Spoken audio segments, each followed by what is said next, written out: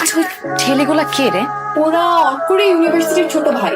অঙ্ক প্রায় ওদের কথা বলে। কেন, কি হয়েছে? আরে আর বলিস না, আসার সময় এই নমুনাগুলো আমাদের সাথে একই ট্রেনে আসছে। কি পরিমাণ যে ফাজিল ছেলেগুলা, সারাটা রাস্তা ওদের জন্য একটুও ঘুম হয়নি। কিন্তু অর্ক তো ওদের ব্যাপারে ভালোই বলে। তাই না? একদম ভালোই বলে। কি হয়েছে সেটা তো বলবি। চিৎকার চেঁচামেচি, তার উপর জয় ওর এই ওভার কেয়ারিং নেচার না আমি আর সহ্য করতে পারি না। হ্যালো, হ্যালো, অনেক বছর বাঁচবে তুমি। কি নিয়ে কথা হচ্ছিল?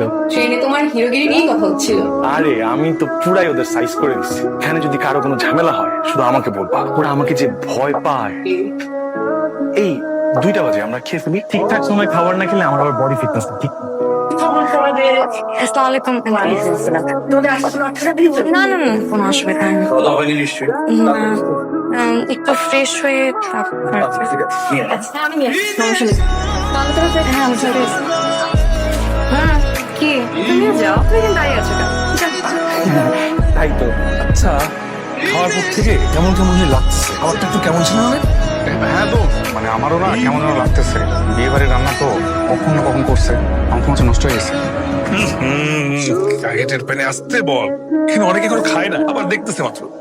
আচ্ছা তো তুমি কি ওদের কথা বিশ্বাস করো নাকি? খাও তো। সুমন, খাবারটা কিন্তু সেই মজা হয়েছে। আসলে কথায় আছে না, কিসের পেটে যেন কি সয় না, কুকুরের পেটে কি সয় না, সেটাই। তুই যাই বলিস ভাই, সরিষা ইলিশটা কিন্তু সেই পেট ভরে গেছি। তা ওই যে 2 পিসও খেয়ে ফেলছে, এই জন্য তুই পাস নাই। এই আমাদের সর্ষে ইলিশ কোথায়? ভাইয়া আপনি কিন্তু অনেক কেয়ারিং, অবশ্যই খেয়াল রাখেন। চুপচাপ খাতো, বেশি কথা বলে পাক না। আপু ভাইয়া দিছি। Thank you. তো তোমার ভাইয়া কই? ওই যে ডাব কোথা থেকে আসছে?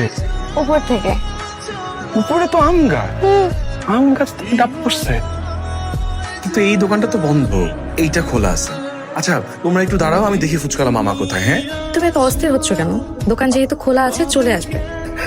হ্যাঁ, ফুচকা দেন মামা, 2 প্লেট ফুচকা মজা করে বানায় না। মামা এখান থেকে খা। তুমি খাও না। তুমি কইছিলা ও একটু ছোট করে গেছিলাম, ওই একটু পেটটা খারাপ হয়েছিল তো এর জন্য একটু ছোট করে ঢুকছিল।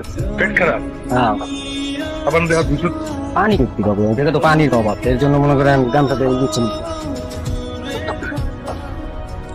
এই ফুচকা খাইতে নিয়ে আসছো? ওখানে মানে টক লাগবে, একটু টক বাড়ায় দাও। হ্যাঁ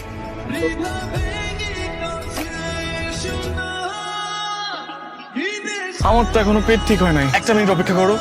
ওকে। এখন ঠিক আছে। চলো তাহলে। কি? আবার তুমি থাকো, তোমার যেতে হবে না, আমি যাই। তুমিও না যাও তাইলে? কেন, আমি ঘুরতে যাব না? আচ্ছা ঠিক আছে যাও, কিন্তু ওদের কারোর সাথে কথা বলবো না, ঠিক আছে?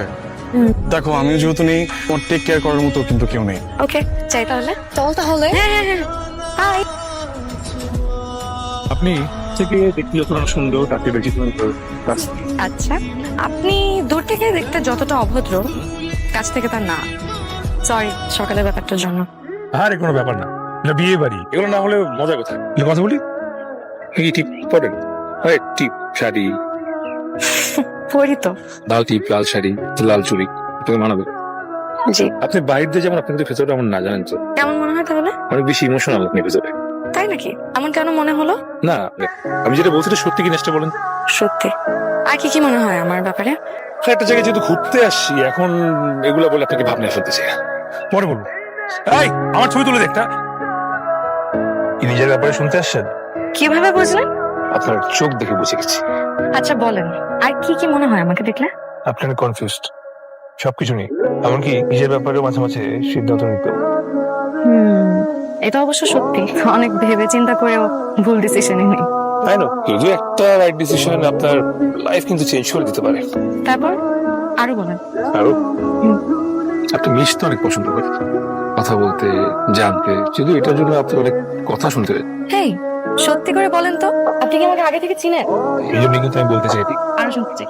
আপনার হাসিটা অনেক বেশি সুন্দর এবং আপনি হাসতে পছন্দ করেন। হাসতে হাসতে চেয়ার থেকে পড়ে গেছেন। এইটা কিন্তু সত্যি বলেছে।